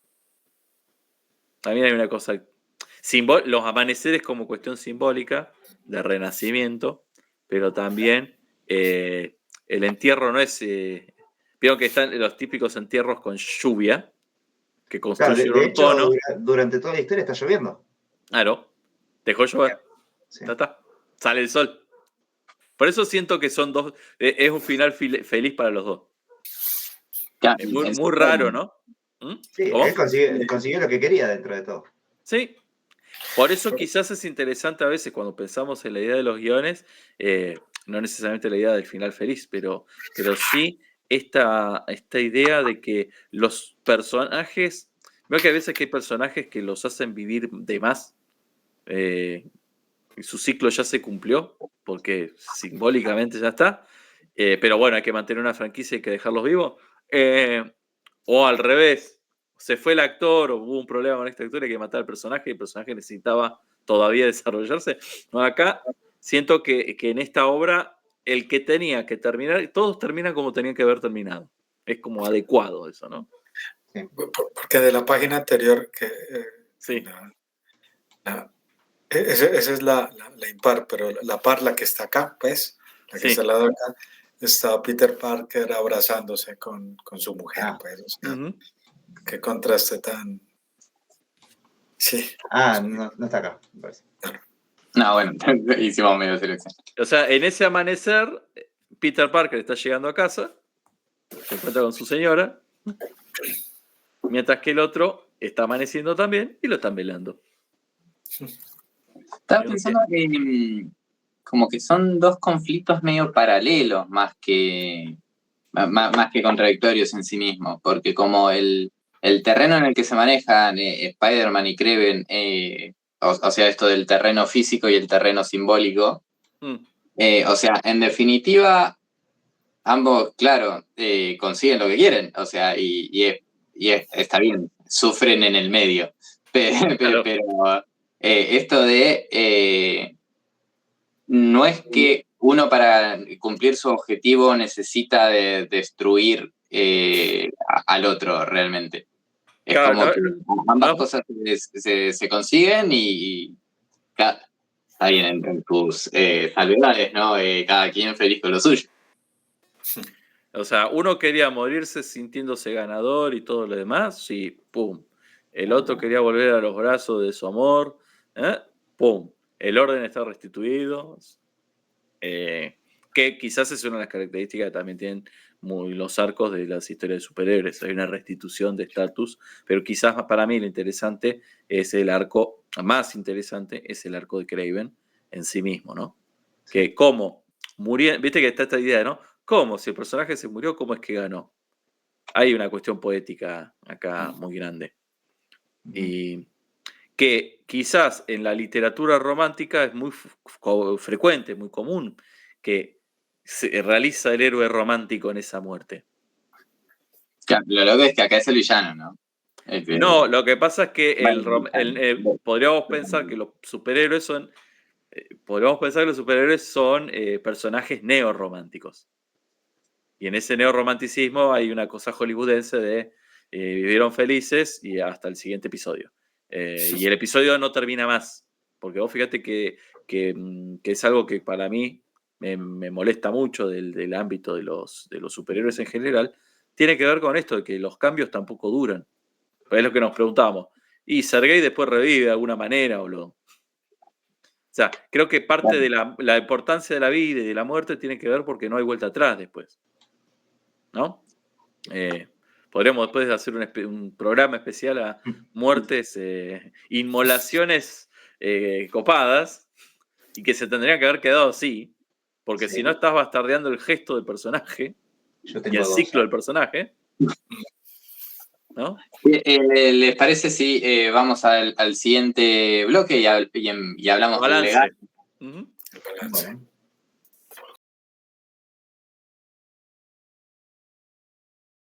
Bueno, y llegamos finalmente al bloque del legado, que de alguna manera, siendo en una obra que habla extensamente sobre el legado, me gusta resumirlo con el epitafio, porque siento que hay algo que concentra en esa frase que es hasta incluso un ejercicio filosófico bastante curioso de decir, bueno, ¿cuál sería mi epitafio, no? ¿Cuál sería la frase que determina cómo es lo que tienen que recordar en el momento que uno viva? Estoy pensando que acá En Argentina, al menos no sé si ustedes tienen referencia, pero no es algo que le demos demasiada orilla. Hasta incluso las veces que fui al cementerio creo que estaban nombre, fechas y gracias. No es que hacíamos demasiada Yo ostentación le de epitafio. pondría algo tranqui, no sé. La pasó bien. Para mí hay digamos, A epitafio. La pasó bien. no tengo la vocación romántica de andar paseándome por los cementerios. Las pocas veces que he ido, te encontrás con que morirse en la Argentina, me imagino en otros lados también, es caro. Sí. Las placas se roban, los mármoles se rompen. Entonces, es Ya como me que hay una respeto. especie de gesto. Ahora te venden unas chapas de carbono. Así que no es que hay una. Pero también creo que tiene que ver con una idiosincrasia cultural de cada región. Y Estados Unidos nos ha vendido una imagen de los cementerios y de los entierros distinta a la que quizás tenemos en otros lados de América Latina y del resto del mundo, ¿no? Sí, esos cementerios de los soldados con las cruces blancas, todo simbólico. O Sí, sea, no con distintas placas como acá o distintos formatos, es como si fuera un ejército de soldados. Ningún Fallecidos. Incucay, ¿viste? Ninguna que cuando me muera donen los órganos y el Sí. resto crémenme y tírenme acoso, no. Pero es como la forma de las casas. Hay una impronta protestante, norteamericana. Igual, ahora me intriga un poco, porque siento que, como es, al menos narrativamente, hay mucho de eso de la última voluntad, del muerto, digo, hay mucho escrito, mucho narrado con ese tipo de cuestiones. Uh-huh. El epitafio suele ser algún tipo de remate, digo, como remate en el mejor sentido, digo, como que se muere un tal personaje y después cuando lo visitan al final tiene alguna frasecita. Sí. El lugar donde tienen que ir a tirar las el cenizas de último los chiste. muertos. ¿Cómo es que se llama? Hay una historieta española, no sé si se llama Cenizas o algo así. No sé. Que es todo un tema de un grupo de amigos que se juntan para tirarle la ceniza. Ah, bien, bueno. Pero fíjate que ahí ya hay todo recorrido.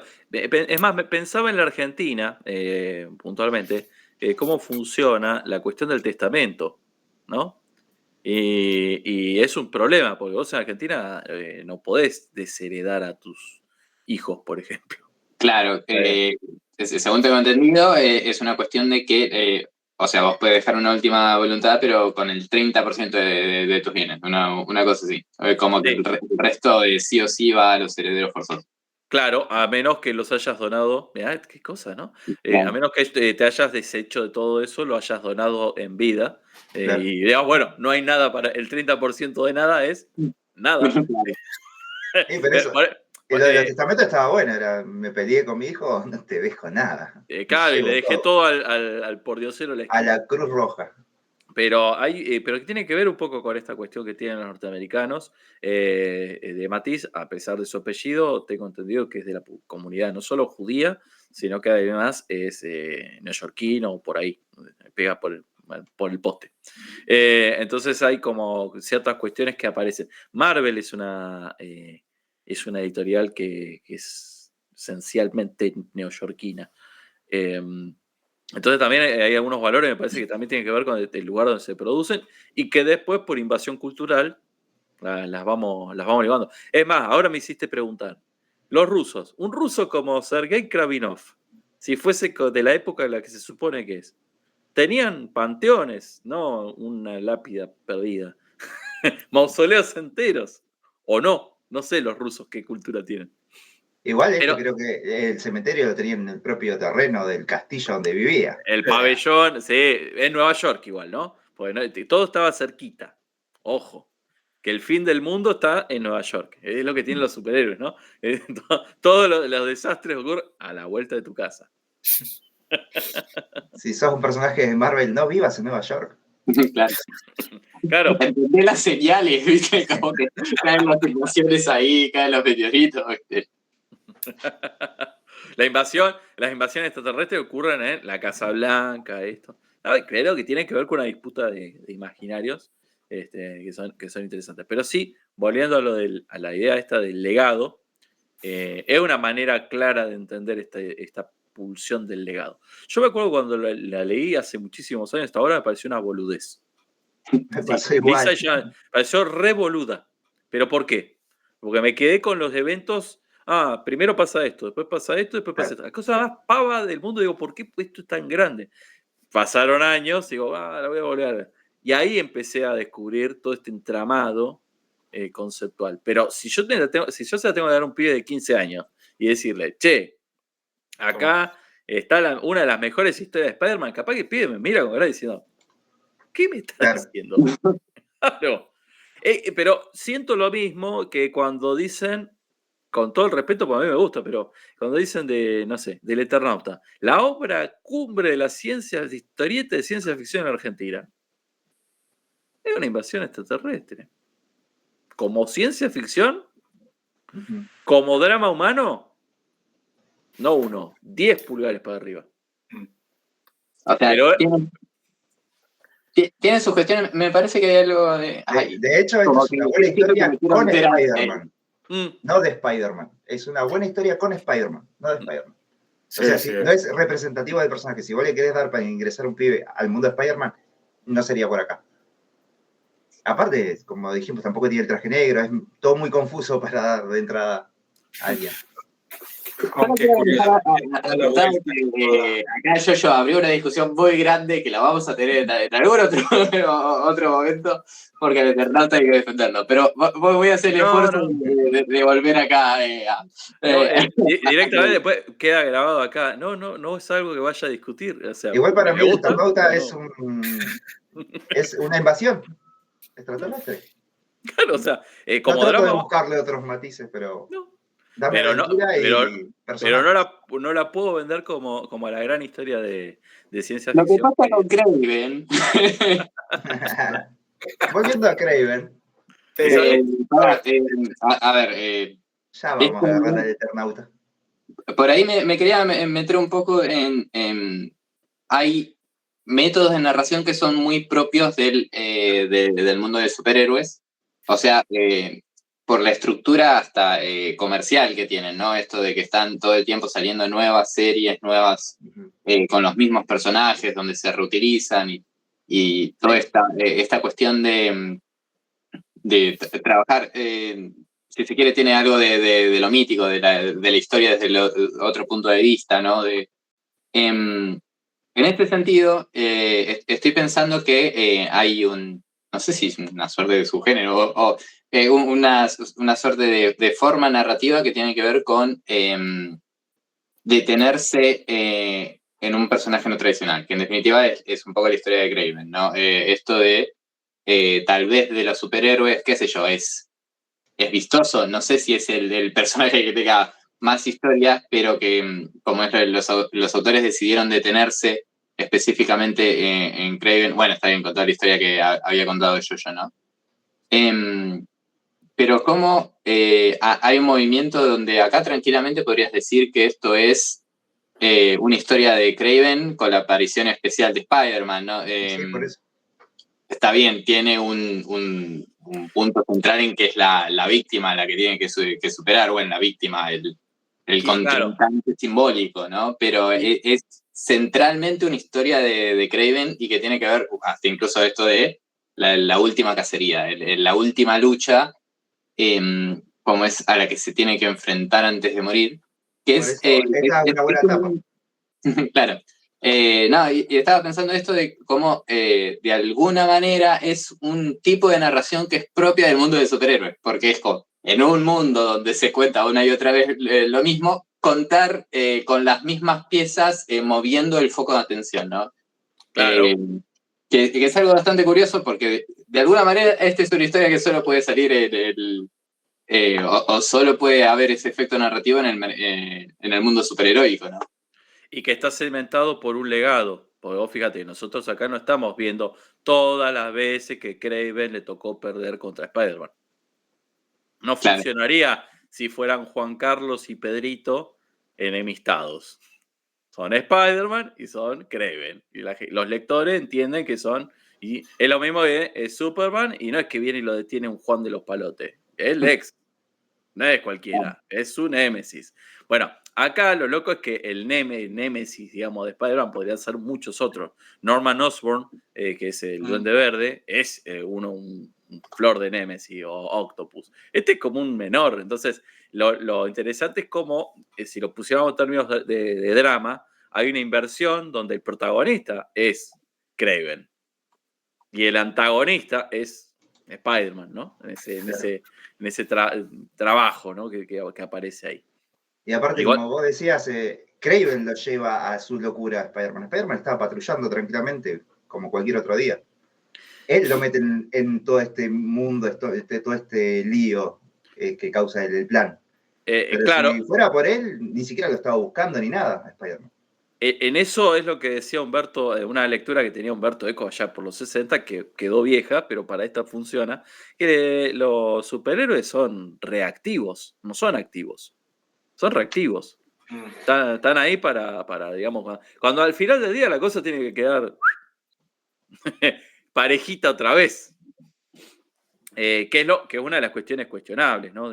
Al género de superhéroes hay una deuda moral en ese proceso, ¿no? Y nos cuentan historias de tipos que podrían cambiarlo todo y no cambian nada. Y los que quieren cambiarlo todo, podés tener megalómanos como Lex, que pues son unos malditos egoístas, o tildados de, no sé, locos, dictadores, esas cosas. Bueno, como Alemania acá. A mí me gusta todo eso. ¿Qué querés que te diga? No, bueno, me parece que de todo género tiene sus roles.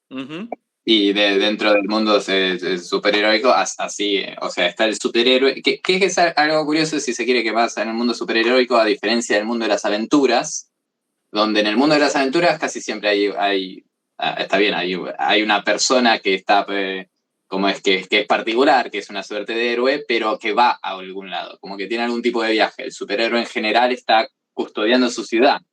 Sí. Está bien, obviamente, como hay casos ¿no? que van a algún lado a Si te cumplir algo. convocan a los Avengers vas, pero casi siempre Spider-Man es más un superhéroe urbano.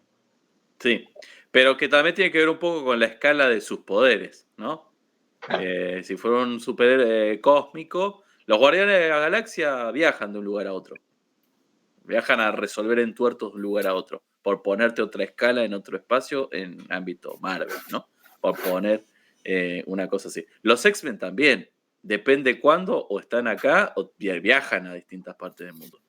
Bueno, pero poner Superman es más quedarse en Gran Metrópolis y está en una escala muy superior a todos los otros. Claro, pero tiene que ver con que el Superman original no volaba.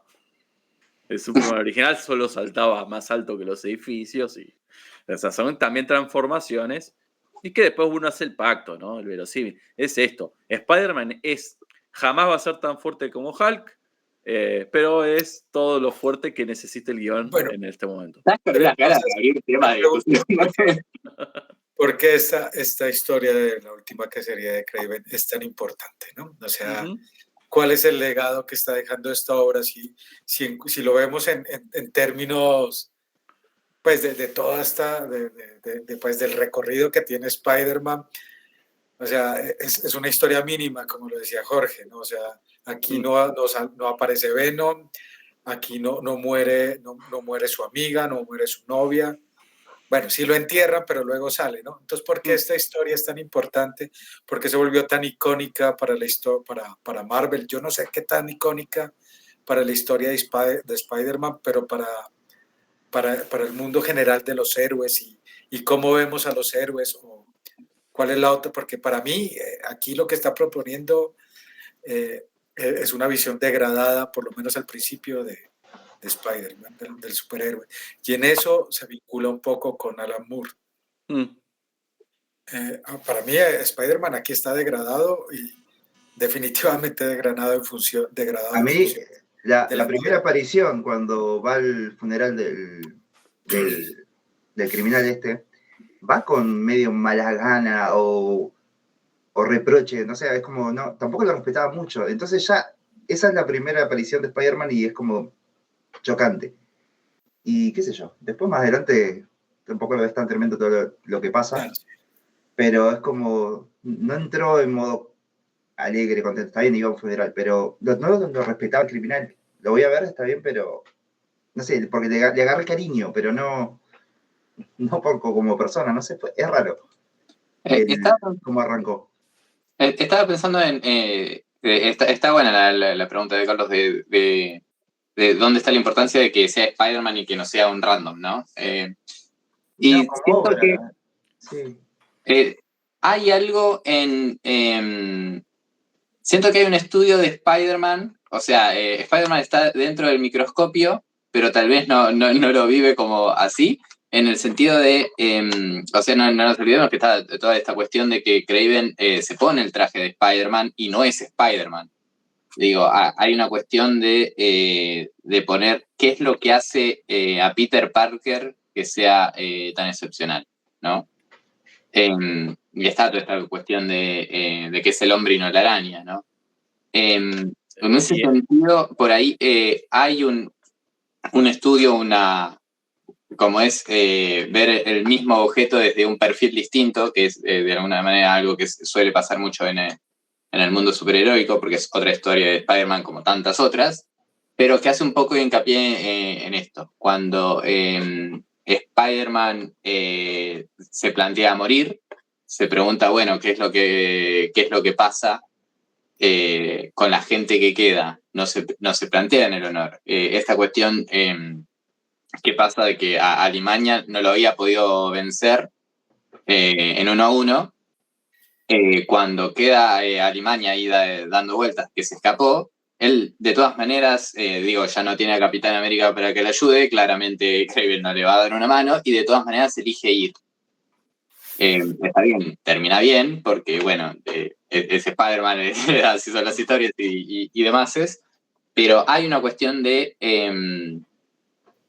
él decide ir a cumplir con la responsabilidad, que si se quiere es el tema central que suele estar con Spider-Man. Pero hay algo un poquito más que eso, porque no es la responsabilidad, él no es policía, no le pagan todos los fines de mes para ir a inmolarse por su ciudad, sino que es algo que es la decisión o algo que tiene que ver con la misma esencia de Peter Parker. En ese sentido, siento que hay un planteo específico con Spider-Man. Sí, para en mí... mi caso, perdón, no, que ese es el deber de Spider-Man desde que quedó culpable por lo del tío.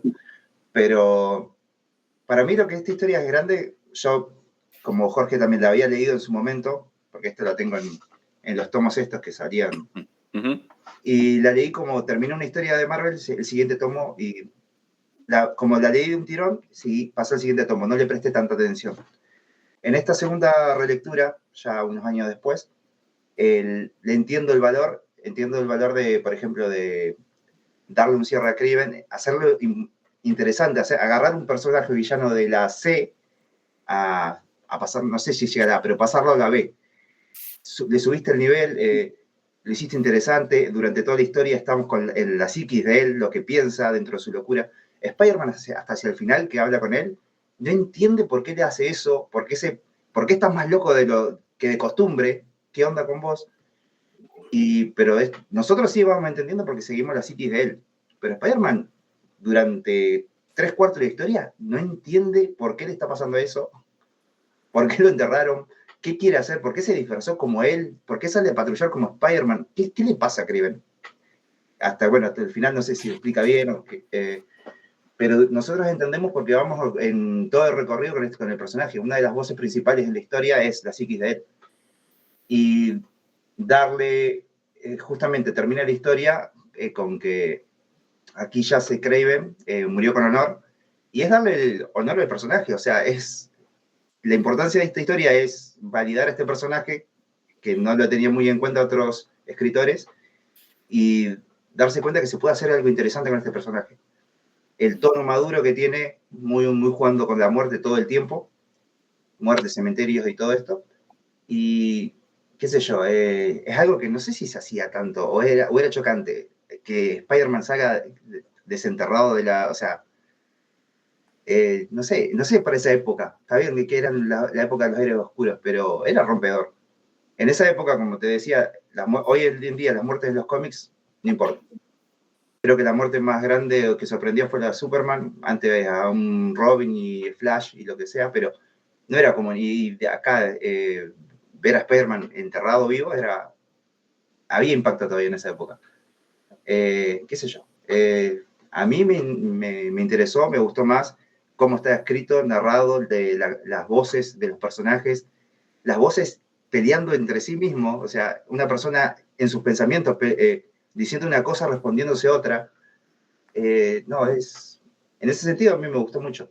Y para mí es el valor de la historia. Y aparte, como yo te dije antes, cuando vos lees historietas de corrido, hay muchos ron, muchas historias que son meh. Y esto brilla ahí.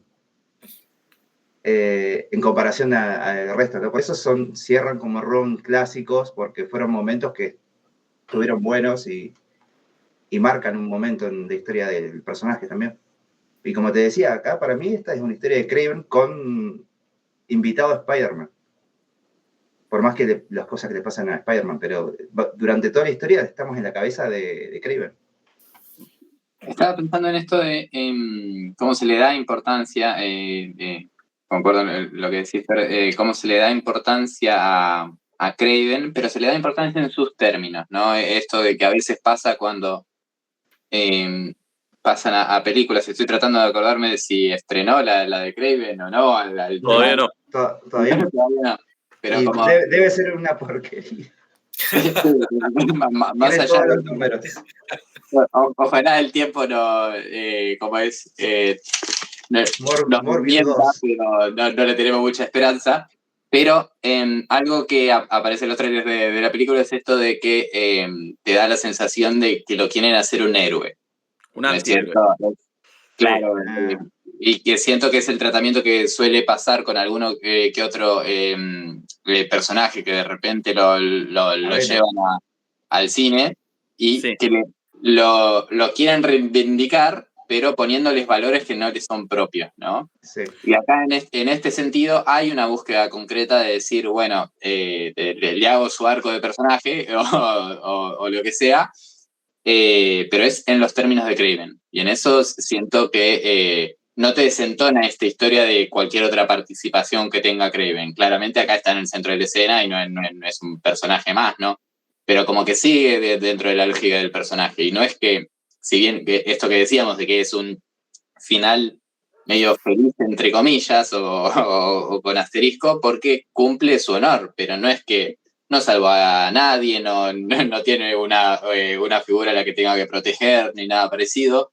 Es Kraven y el honor, que es, si se quiere, una de las características centrales de Kraven, ¿no? Sí. Claro, ahora si pensáramos que el honor se constituye por cómo me ven los otros, y por eso necesita tenerlo a Spider-Man vivo para enrostrárselo, también podríamos pensar que Spider-Man también recupera algo que se plantea cuando va al velorio al principio, es que también Spider-Man se está preguntando de manera un poco como quejumbrosa de cómo me ven los otros. Yo soy un mito, soy una mentira, soy Peter Parker, ¿no? Estaba en una etapa media bajón. En estos tiempos del presente, en Nueva York, lo más parecido al honor es otra cosa, pues el honor es de ese tiempo antiguo, pero hay otra cosa de estar en la comunidad, de hacer lo que te corresponde, por más que no tengas ganas. Entonces, son como dos formas, también se me podría hacer una lectura hay dos formas de honor, de épocas. Cada época define sus valores, ¿no? Y cada uno funciona en relación a. Me parece que podría ser una manera de leer o de interpretar, digamos, cierta postura. Creo que como legado de esta historia, bueno, primero me parece que posibilita imaginarse. Si pudiste hacerlo con Kraven, que es un personaje que parecía bastante menor, creo que posteriormente algunos de los enemigos de Spider-Man son mucho más ricos y más interesantes a los que se les puede hacer este tratamiento también. Entonces me parece que, y lo pone digamos, a Peter Parker en una situación de dilema, de dilemas morales, psicológicos, ricos, que te sacan de la zona habitual del trepamuros pasándose de un lado a otro. Peleando contra chistes, el villano de la semana. Y ya está. Entonces me parece que le habilitó a Spider-Man una serie de matices y de facetas, y a los futuros guionistas también, de podemos explorar estas cosas en Spider-Man y no van a desentonar.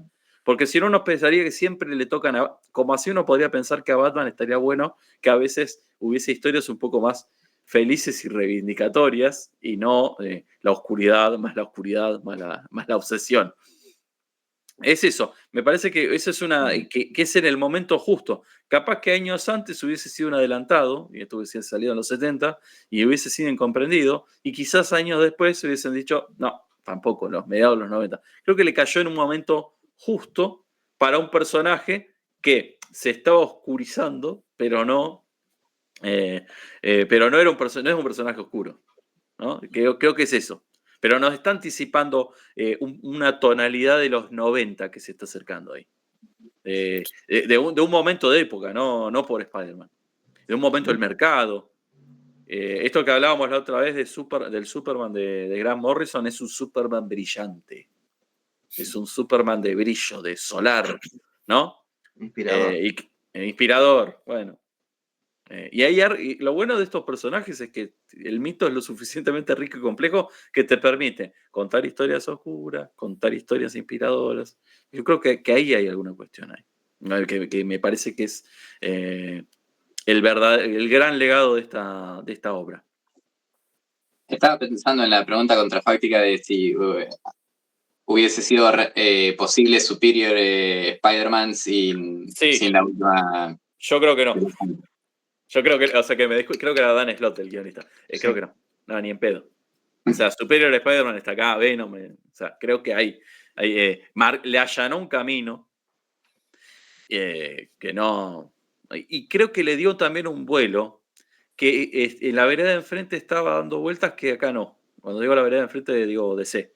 Que Marvel era mucho mejor en ventas y qué sé yo, pero había cierta profundidad. Es como vieron la pelea que hay en el cine, que Marvel no se llevó Oscar o estuvo sin llevarse Oscars durante mucho tiempo, y a DC le iba como el culo con las películas, pero algún Oscar rasqueteaba.